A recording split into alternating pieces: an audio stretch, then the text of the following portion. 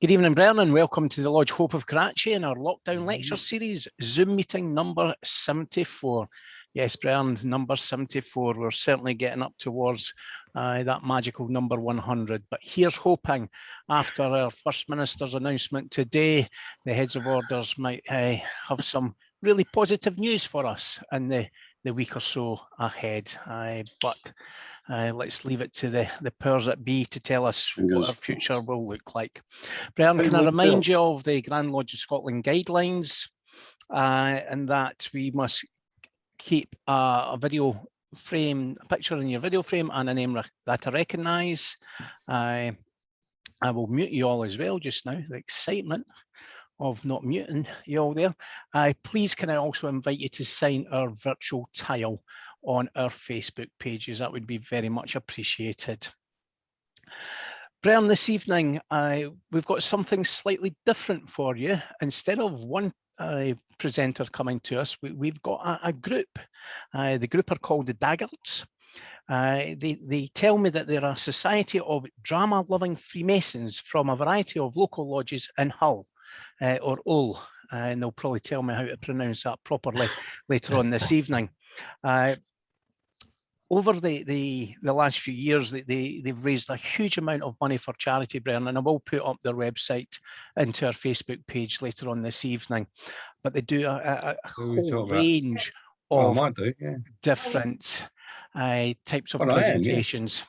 But the one that I've asked them to do this evening is one that talks about some of our unsung heroes. And having just been in Isle of Skye last week and seen the ferries and seen all the seas and everything that we've got around us, I think it was very fitting that this week that they're coming along to give their presentation, those on peril on the sea, and particularly those brave men and women of the Royal National Lifeboat Institution. And with that, Brennan, I'll shut up and I'll hand over the floor to the Daggards. So hopefully you can see the presentation there. Brethren, please ensure that you are muted and you're free from interruption by telephones, televisions and computer games as we tune you in to this Daggards FM broadcast, Those in Peril on the Sea.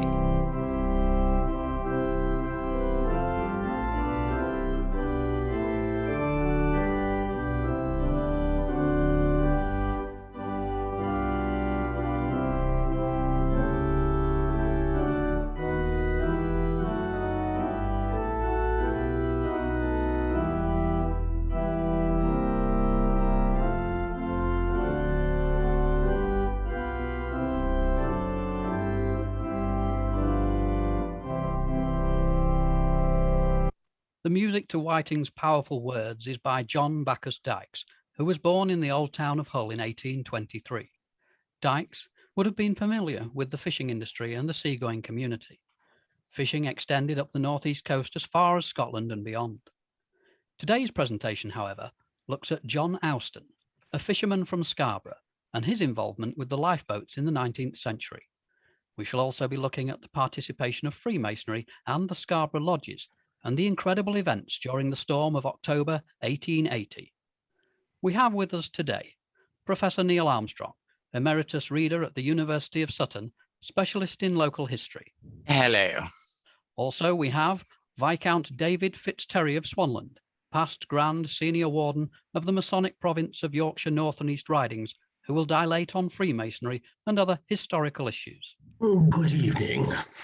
Also on our board of experts tonight is Mr. Edmund Wild, retired schoolmaster, author, and Daggards coordinator. Hi. And I am, of course, Commander Anthony Craig Morier, communications guru, hosting this evening's presentation and doing my best to keep the team in order.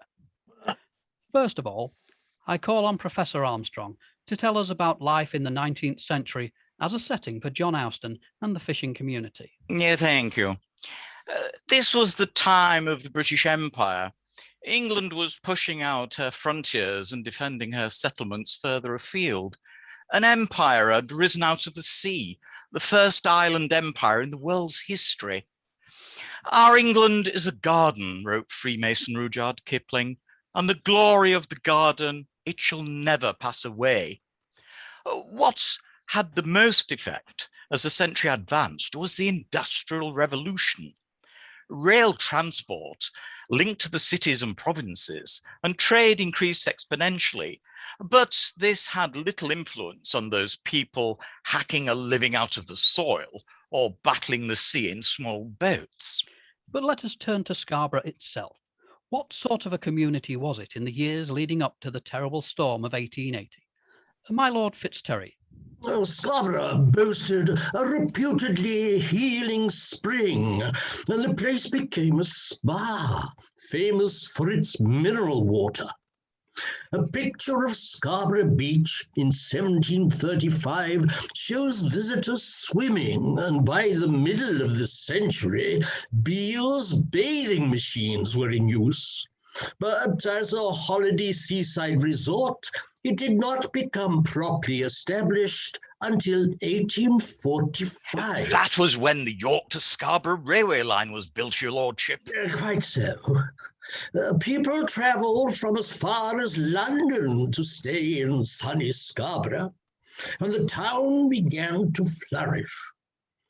As the cities increased, and I refer to the mills in Leeds, the development of Sheffield steel and such like, towns further afield increased in importance as a means of supplying farm produce and food.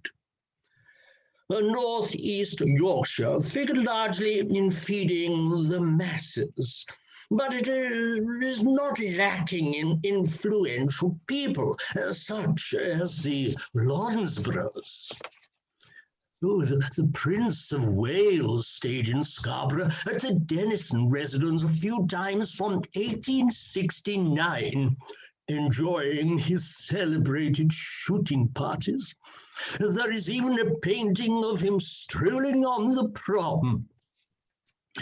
As Professor Armstrong has remarked, the Industrial Revolution had extended railways, trade was flourishing countrywide, and a more integrated national identity was being established from the upper classes, the movers and shakers, as it were. Then, of course, there were the middle classes, many of them entrepreneurs, establishing a niche aimed at the promotion of the economy. And there were the lower classes, the working people, salt of the earth, of course, who provided necessary labor. We'll have more regarding the upper echelons later, but for now, let us hear more about the fishing community. Mr. Wilde. While Viscount Fitzterry damns the common labourers with faint praise, should not be thought that the fishing communities in Scarborough, or Bridlington, Filey, and Whitby were unintelligent, nor the people ignorant.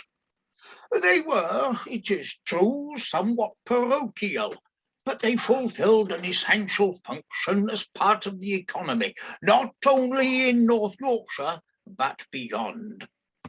There was a daily fish train heading inland to York all through the year, for example, and in season an express train delivered herrings to London every day. I no intention. Formal education, however, would not have been offered to many. The ragged schools were an aspect of Victorian society, but to those who relied on the sea for their income, literacy was not a necessity. Being able to read was an advantage nonetheless, and those that showed any promise in this regard gained an advantage.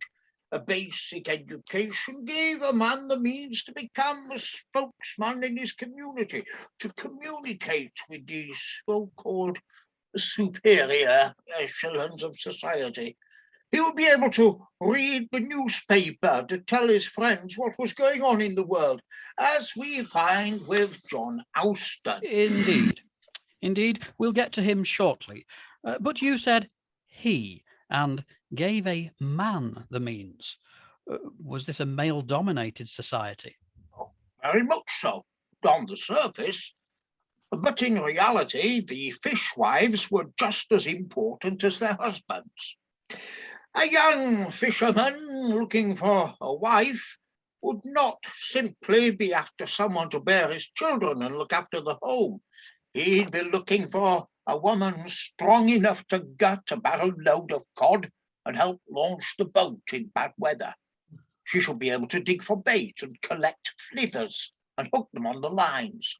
In addition, she should have the nous and the voice to sell the fish at the local market, the produce that wasn't taken inland on the train. And there were other wifely skills, of course. Well, I say, man, keep it decent. This is being broadcast. I was not referring to anything untoward.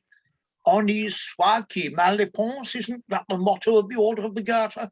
But after the catch had been caught and sold and the meal of the day eaten, there was a hidden knitting industry amongst the women, particularly making gurneys.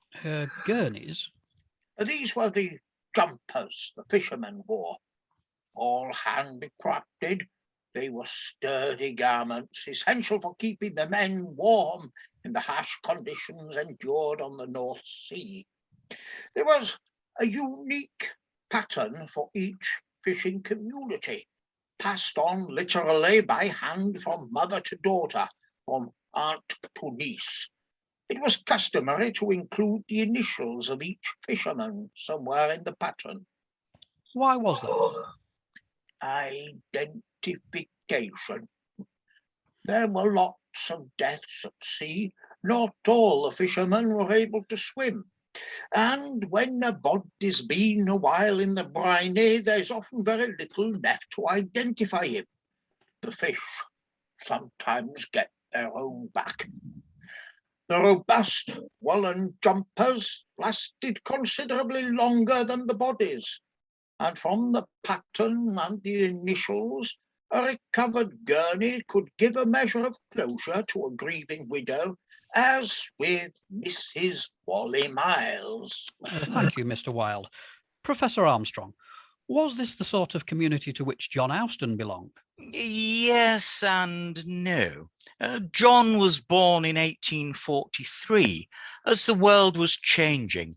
Viscount Fitzgerald mentioned the railways, which developed alongside the factories. A different type of community was forming for the working men and women. By the time of the Great Storm in 1880, for example, there were trains put on specially for factory outings. John Austin strides like a colossus between the two sides of the social divide. Content to continue with his fisherman's work, he nonetheless rubbed shoulders with the great and good in society, a society that was rapidly changing. And this resonates with the development of the lifeboats. Viscount Fitzgerald, would you like to say a word about these? Certainly. It is unlikely they would have developed as they did without a certain amount of prompting from the palace. It was on a journey back from India that His Royal Highness proclaimed himself distinctly unenamored by sea travel. It had been, I understand, a rough crossing. Consequently, he was pleased to give his approval to a suggestion from Sir William Hillary that a lifeboat system be formed which did not have to be operated and paid for by local government funds. That would be 1824. Quite.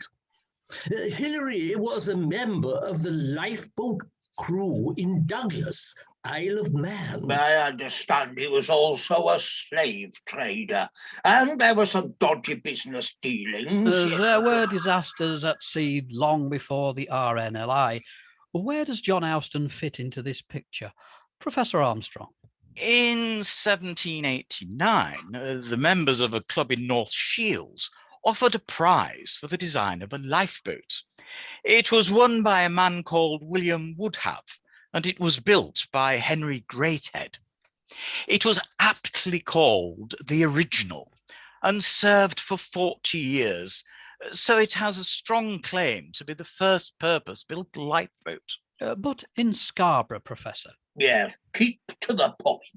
Yes. Well, it was the fishing community who were always on the scene, as it were, and their boats were operated by oars, though some pulling boats used both oars and sail.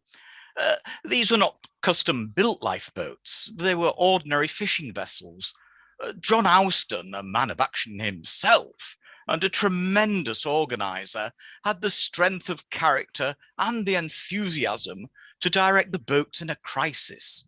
He also encouraged the men to use the newly invented cork life jacket.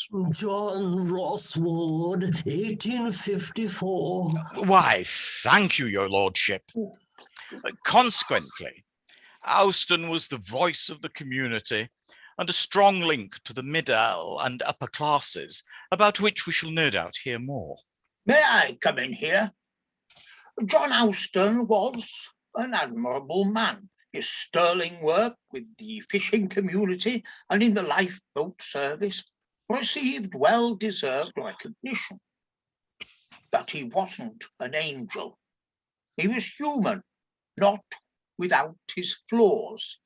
This became evident in his relationship with Angus Erskine.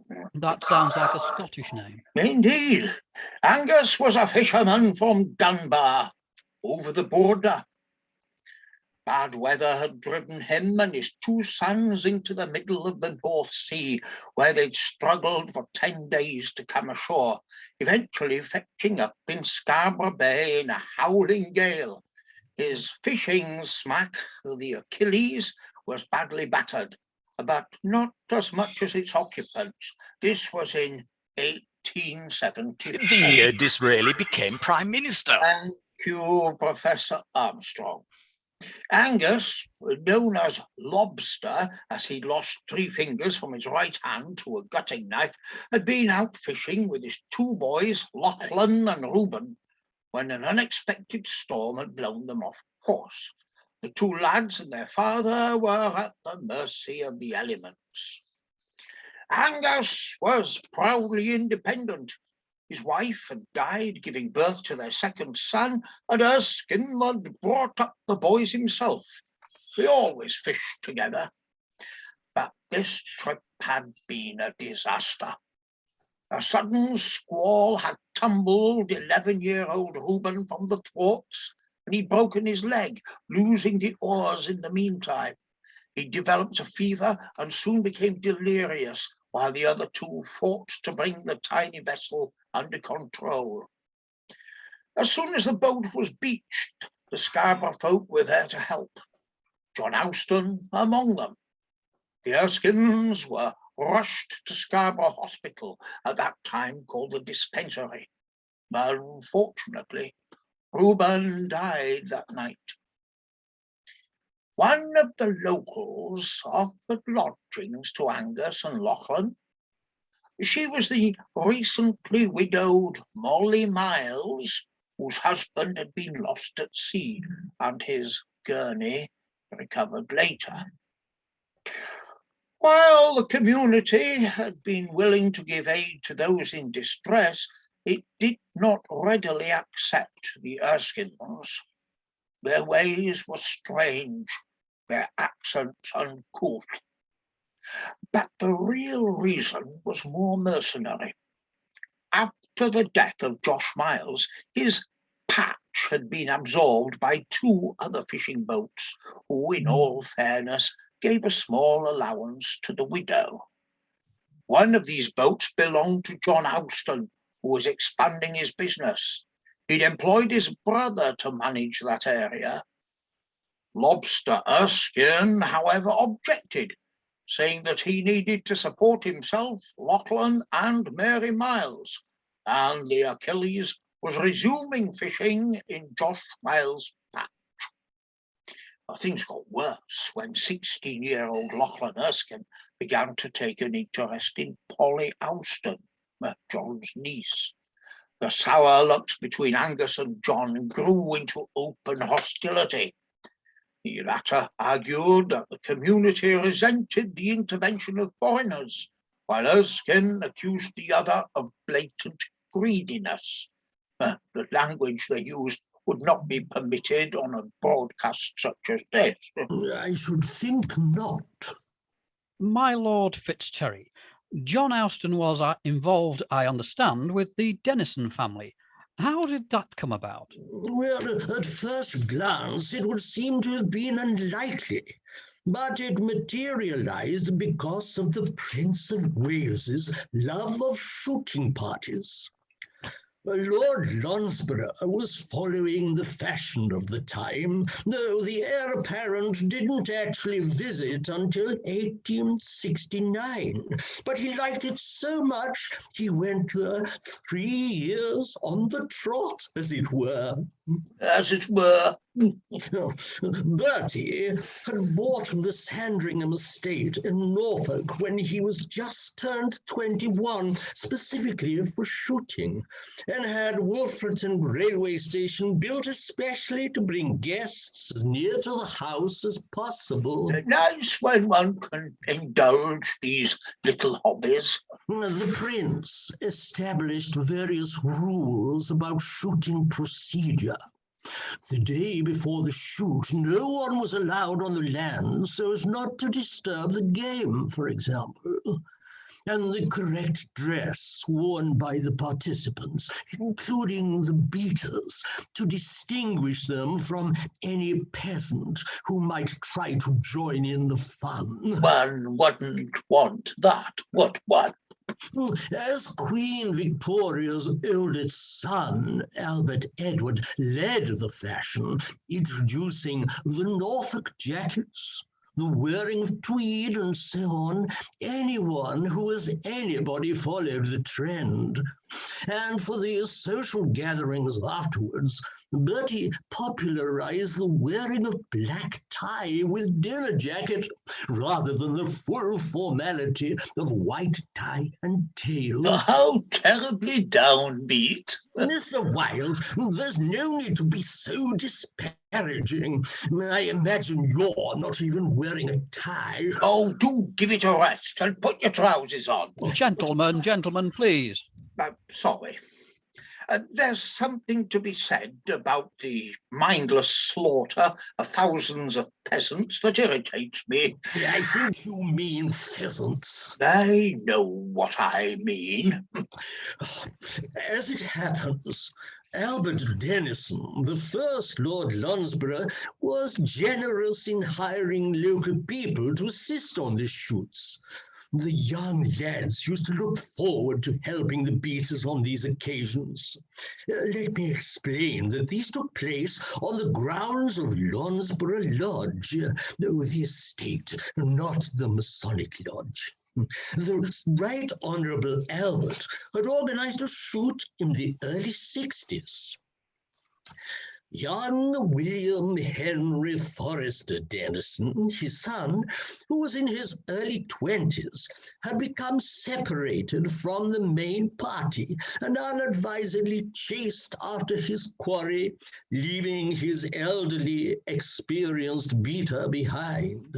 But young John Austin, who would have been around 10 or 11 at the time, was with young Lonsborough to carry his shooting stick and spare ammunition.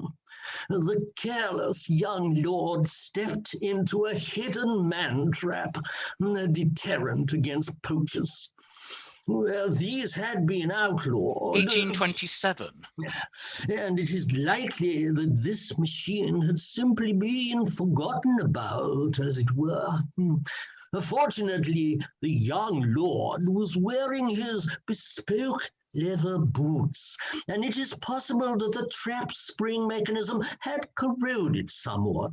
But young John Austin, a very strong boy, even in his early years, succeeded in forcing open the trap using the shooting stick.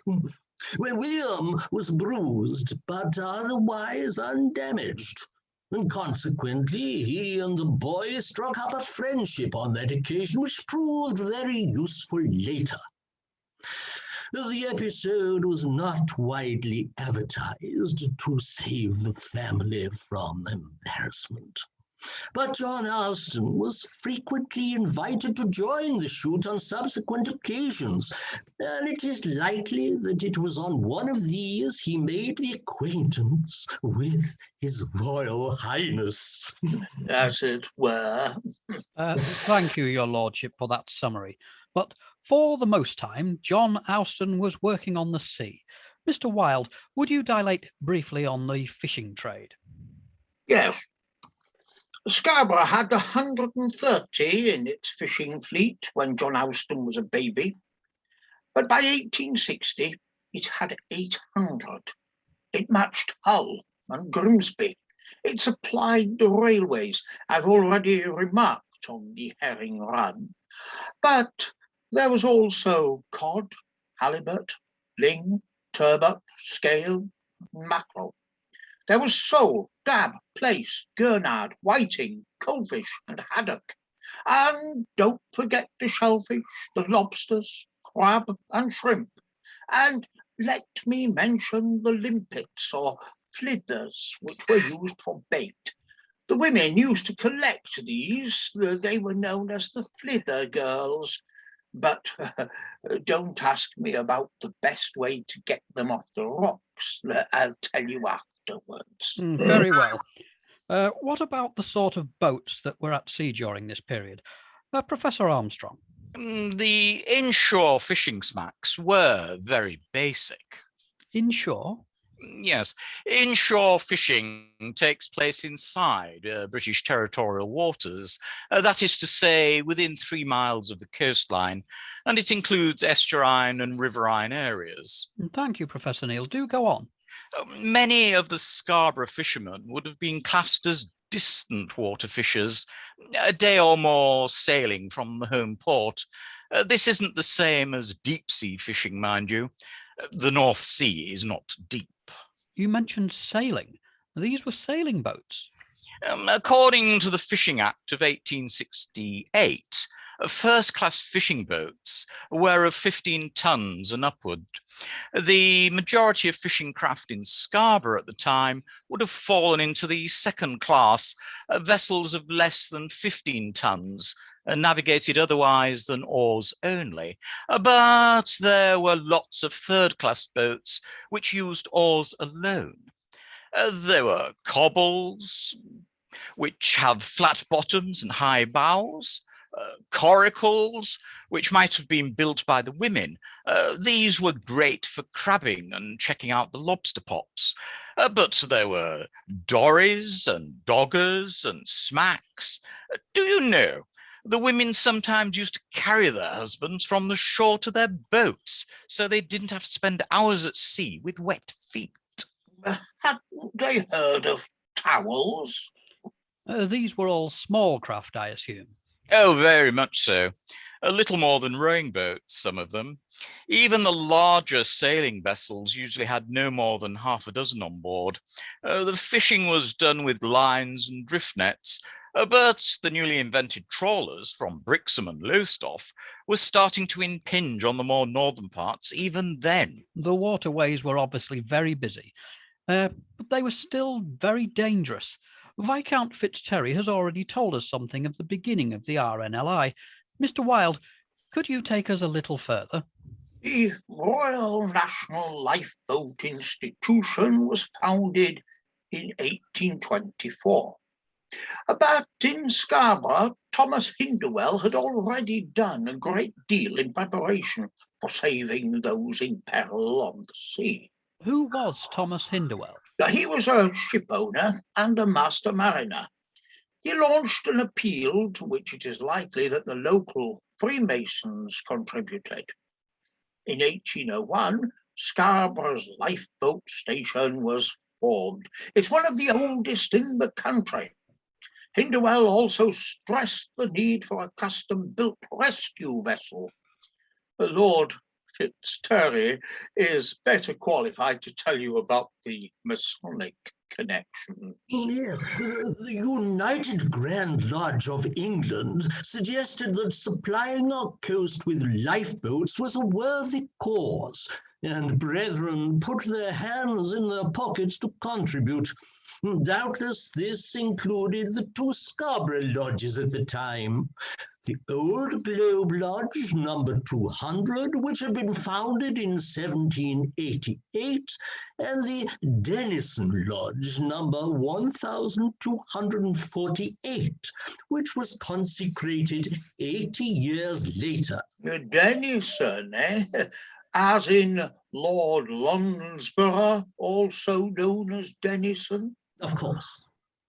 It was he who proposed moving the Old Globe Lodge from the hotel of that name, which had become somewhat dowdy, and into the new Grand Hotel at the top of the cliff. It was built in the shape of a letter V to honour Her Majesty in 1877. I didn't know that. Oh, yes.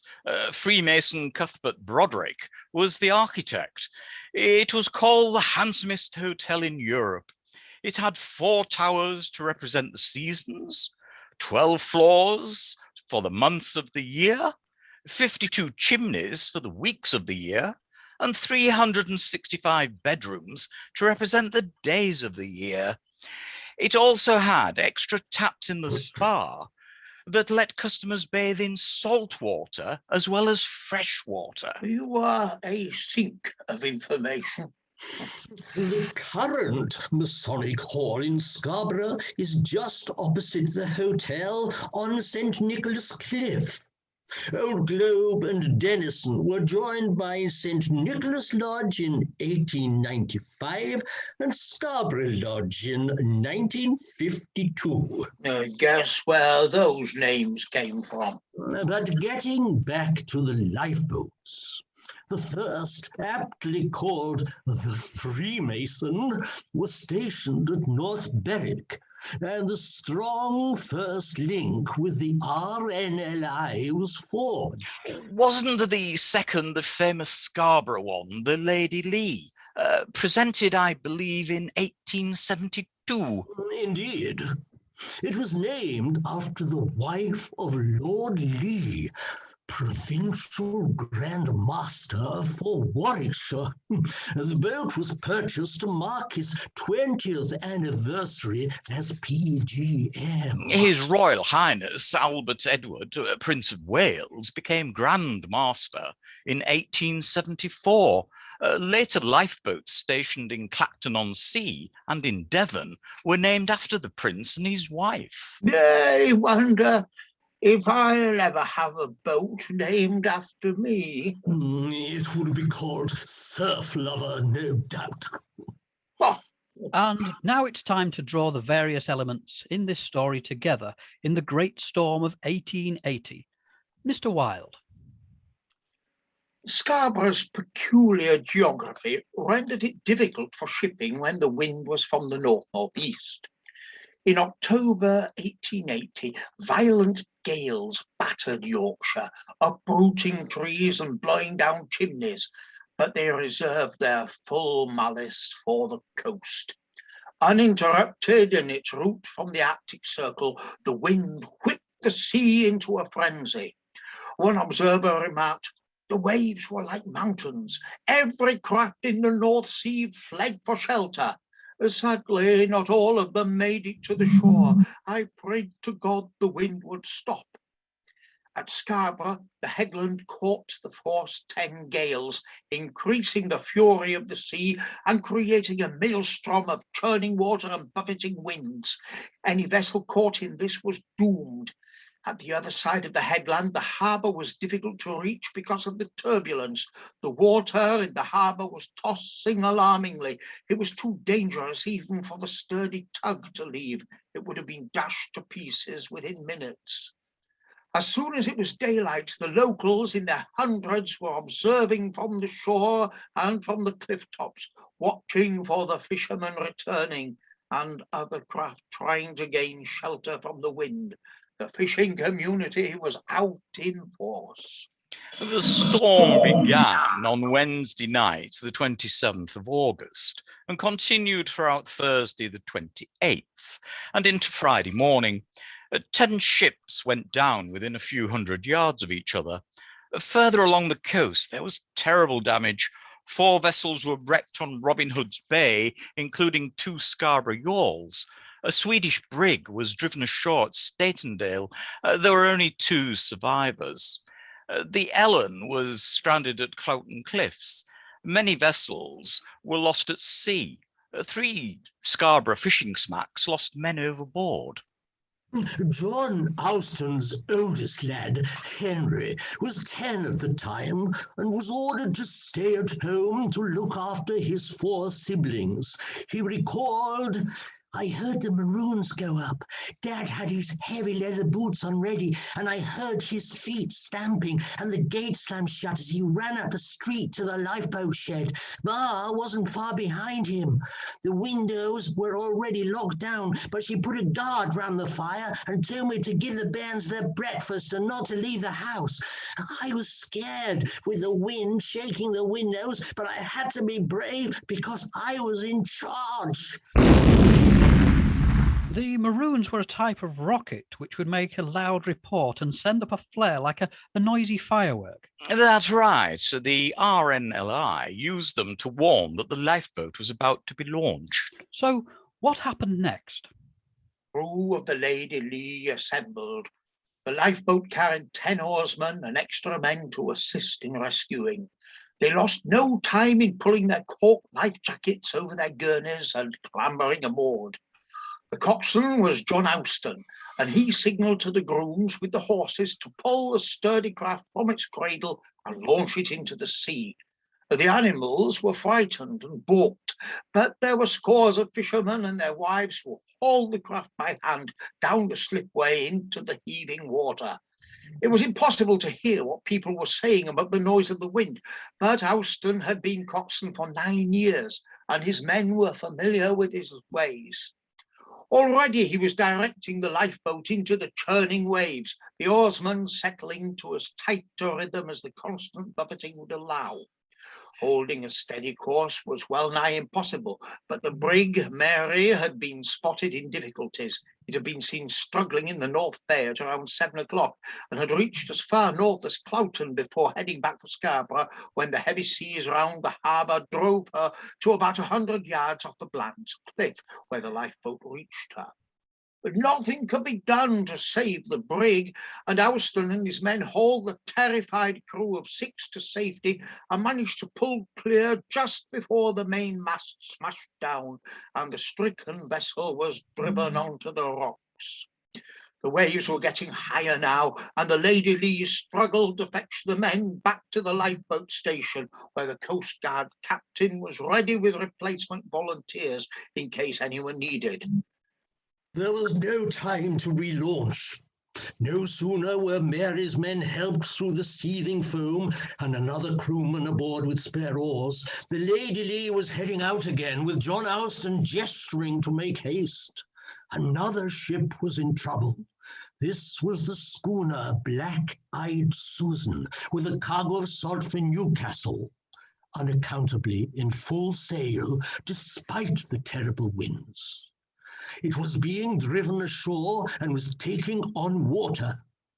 It transpired that sweeping past the pier head, she had been struck by a freak wave, and one of her spars fell on the captain, severely injuring him in the leg and knocking out another of the crew. Out of control, she was heading for the rocks.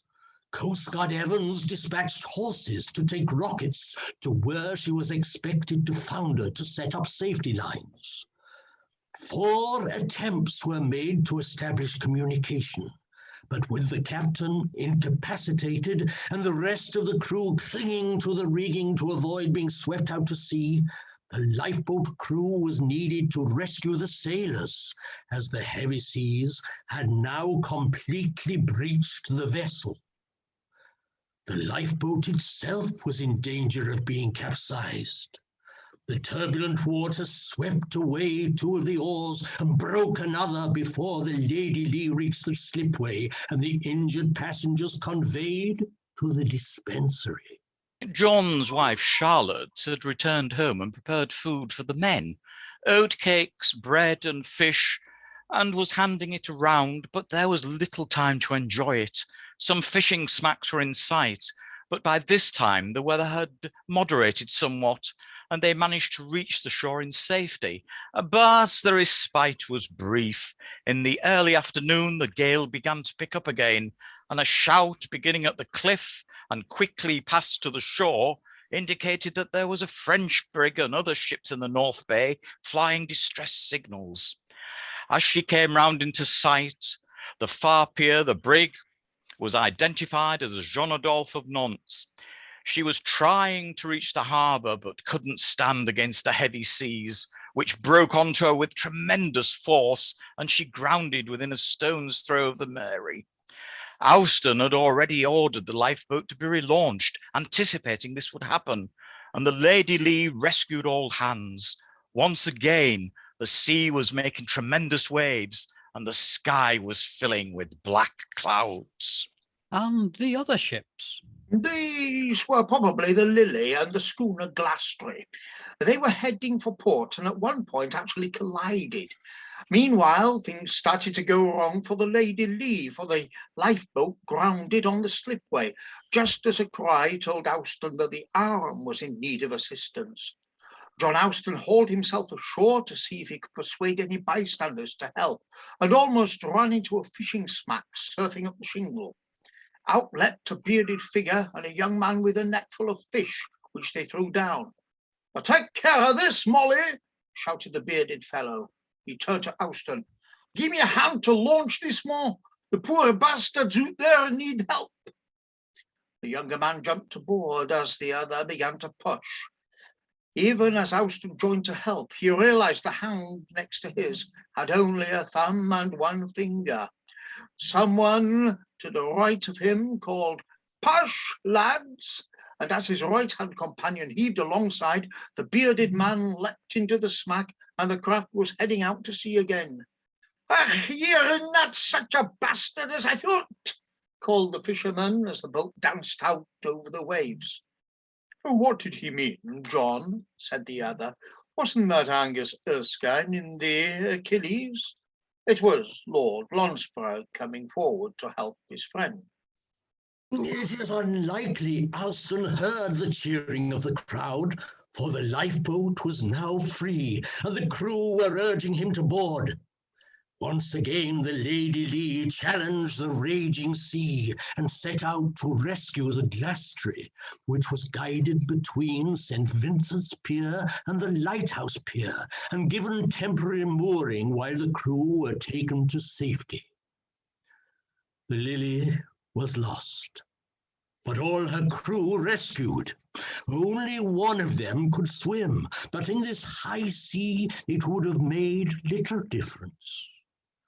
The men clung to the wreckage until hauled aboard, gasping and shivering. I understand the Lady Lee went out again. You are right, Mr. Moria. The Plymouth Billy Boy was lost, but the lifeboat saved the crew, the captain, his wife and their son, and 2 men. In a speech afterwards, Austin had said, "When the boat saved the crew of the Billy Boy, the poor woman was shrieking, and I could not have felt more thankful if anyone had given me a fortune." A difficult rescue was the crew of the Dutch galliot Herbruda, which was badly damaged before being cast on the shore. The crew was only 5 men, but it took 3 desperate attempts. But amazingly, given the conditions during that terrible storm, Through which John Austin and his crew had worked without a break, not a single life was lost. though the damage was severe. The Glastry was torn from its moorings and smashed to bits.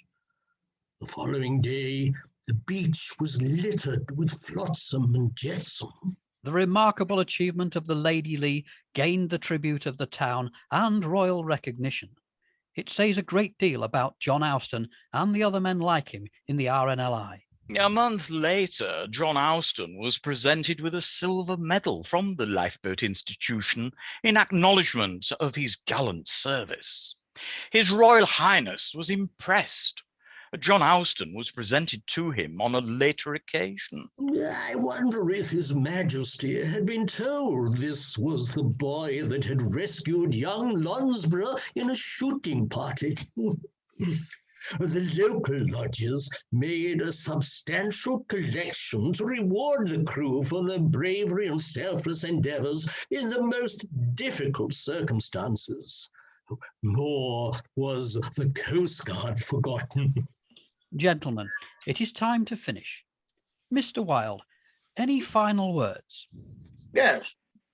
Since its beginnings, the Royal National Lifeboat Institution has been a charitable organisation funded by donations from worthy bodies such as the Freemasons and by the public. Lifeboats have improved, but they are still launched and manned and womened by volunteers. During the coronavirus, all shops and museums, as well as the RNLI College, are subject to current government guidance and are at the moment closed. The lifeboat stations remain operational but are not open to visitors. The lifeboats continue to launch to assist those in peril on the sea. And any financial help you'd like to give can be given directly to your local lifeboat station. Or if you wish to contribute to the Daggards, we will be sending funds to the RNLI in the future. Please find details on our website. So, from Viscount Fitzterry, Professor Neil Armstrong, Mr. Edmund Wilde and myself, Commander Craig Morier of the Daggards FM, I wish you all good night. Brown of the Daggards, on behalf of everyone at the Lodge Hope of Karachi and our Lockdown Lectures series, thank you so much for what I can only describe as a hugely powerful presentation about the story of those brave men, those brave volunteers of the Royal National Lifeboat Institution. I do know that we've got some of those brave men with us this evening, and to you and your colleagues who braved the seas to rescue those in peril, on behalf of everyone here this evening, can I thank you for your service and what you do. But back to the Daggards, Brian, you just brought that story to life. You wove in the Masonic story, which we'll probably expand on later on this evening on our Facebook pages. But the way that you did it as a radio interview and winding everybody in through it, through that story, was just really something to behold. So thank you. We do have some comments and questions. So Brother Daggards, let me just see if I can find them. A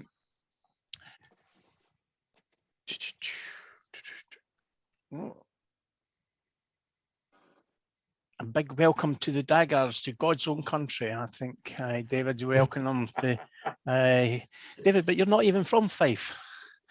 So I'm assuming you're talking about Scotland with that. Good evening, Brian. Cal Reid, Lodge Operative 150, Coxswain of the Aberdeen Lifeboat. Good evening, Cal. There is a couple of questions in here for you, Brian. Is the shells a sharp, hard dunt? You were talking about, Eddie. I saw the comment as it came up, but I didn't understand it. Can you translate it into English? When you're taking the shells off, the cockles off, is it just a sharp, hard dunt to get them off, or is it a knife? The flithers. The flithers is talking about. The flithers. I believe that they are levered off, but in fact, the most effective way, I am told, is to pee on them. And they will leap off of their own accord. I think I can confirm that as well, because I've heard that from the boys down the East Nuke as well. Gorgeous Paul comments, I thought the coracles were Welsh, not northeast of England. Every day's a school day. I always thought, Mark Sykes comments, I always thought the coracles were of Irish origins, but seems named coracle from the Welsh word. Well, good luck for anybody else trying to pronounce that. According to Google, you live and learn. Oops, live and learn.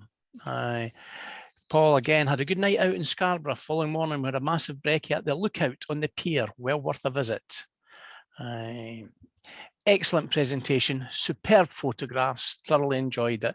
And I think, Brian, the photographs really did bring your voices to life throughout it. Incredible presentation. Thank you so much. Excellent presentation, brilliant graphics, brilliant presentation. What's the score, Gordon? Well, Bruce, we won't talk about that. Fantastic lecturer. Thank you, Brian. Superb job, Craig, Eddie, Neil and David. The work that goes into such a presentation is incredible. Great presentation, wonderful pictures. Thanks for sharing the story with us. Well done, the Daggards. Fantastic presentation, simultaneously informative and entertaining. Well done. Most enjoyable and well done. On behalf of Fraserburgh RNLI, thank you, Vic Sutherland, one of the crew members. Excellent presentation, excellent, entertaining and educational.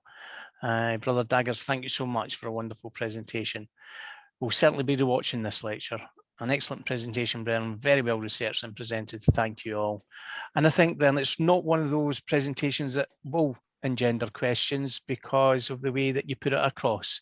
And I think many of us will go away this evening and get onto Mr. Google and have a look at what the RNLI has achieved over 160 odd years saving lives on the sea.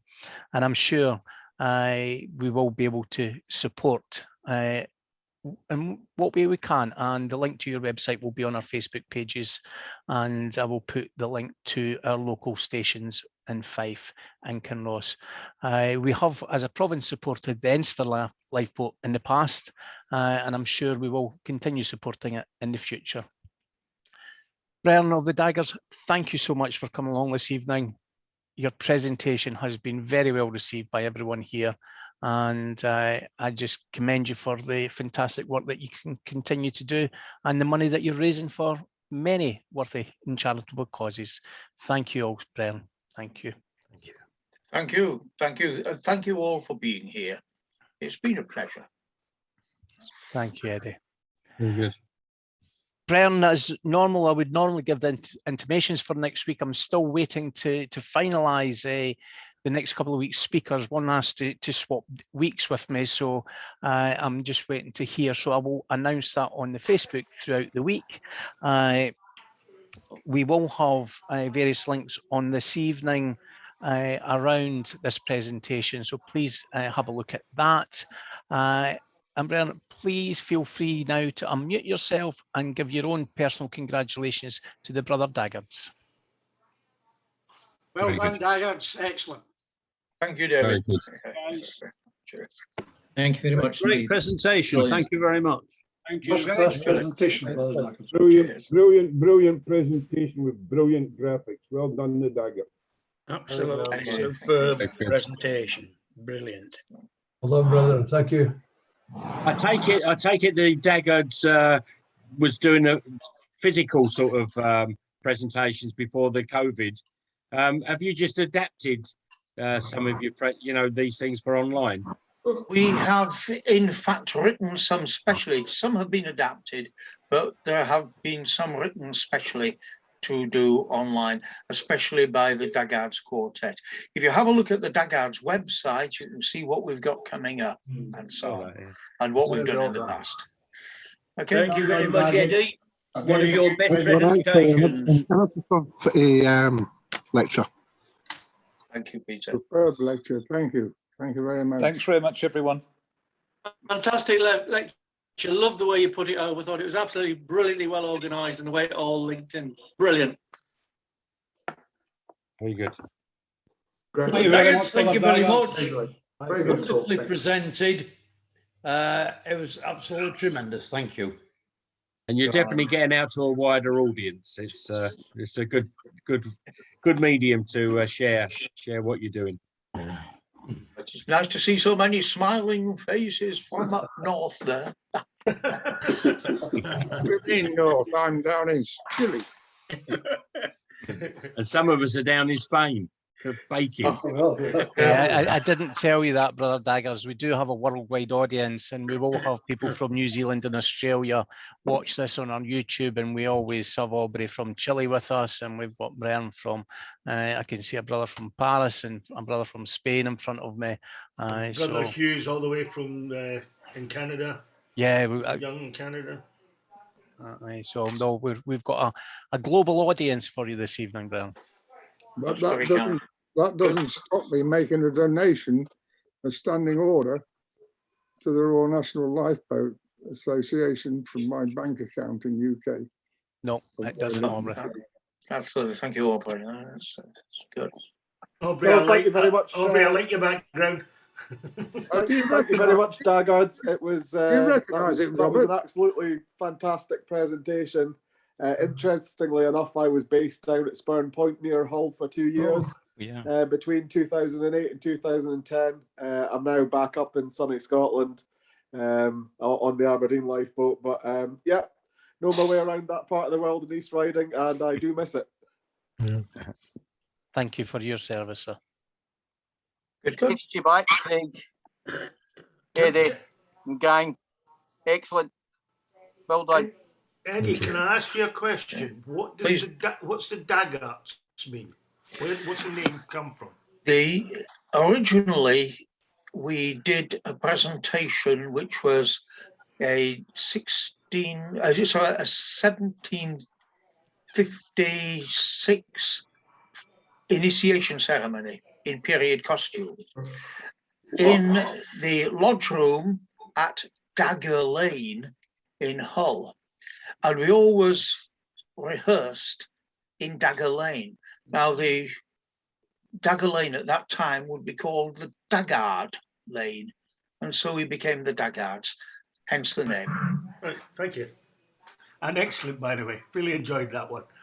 And I have seen another of your presentations. So yeah, it was. In fact, this one was better. Maybe because I'm an ex-sailor. I didn't think you'd become an ex-sailor, Nobby. I thought you took that to the grave with you. Ho, ho, ho, and a bottle of rum. But Nobby was just commiserating that Tot Day was the end of it was 50 years ago last week. Nobby was in the Navy for about 50 years when he was able to get a tot of rum. I wasn't. No, I was not in the Navy then. I was only 15 years of age. It's my birthday on the 30th of July. Tot Day is the 31st, and it was too many years before I was old enough for rum, apparently. Eddie, that Dagger Lane Masonic Hall is a very special hall, isn't it? It is indeed. David, do you want to say something about that? I have visited it on one occasion. Yes, it's quite small, but very interesting. Is it one of the oldest existing Masonic halls? I think you know more about the history of Dagger Lane than I do, Eddie, actually.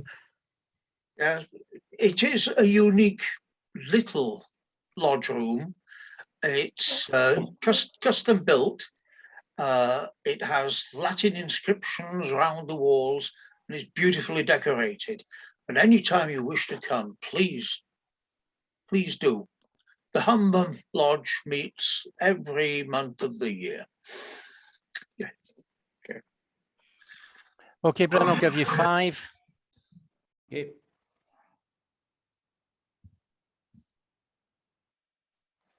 Good evening, Brian.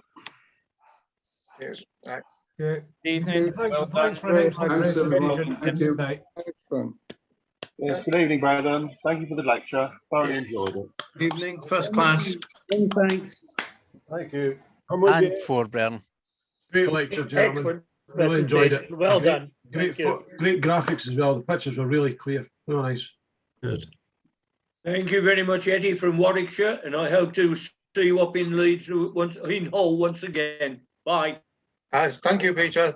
Can I say it's not all me. I just write the things, but we need David's acting skill. We need Craig, who is doing all the manipulation of the graphics, and it's in fact Neil's incredible research and finding all the pictures. So we work as a team, you know, and I'm proud of the lads. And a very good team it is too. It certainly I thoroughly is. enjoyed it. It was very entertaining. Thank you, David. Thank you. And 3, Brian. Very good. Brethren, brethren. Good excellent night. teamwork. Excellent from teamwork. Absolutely. Great. And 2, Brian. As we say in Scotland, Daggards, kissed you back. Thank you. Thank you, man. Good one. Thank you. And 1, Brian. And once again, Brother Daggards, on behalf of the Lodge Hope of Karachi and our lockdown lecture series and all our guests, thank you so much for coming along here this evening and giving us your presentation, Those in Peril on the Sea, and just reintroducing and reinforcing the importance of those brave men and women who serve voluntary in the Royal National Lifeboat Institution around our nation's seas and coasts. So thank you.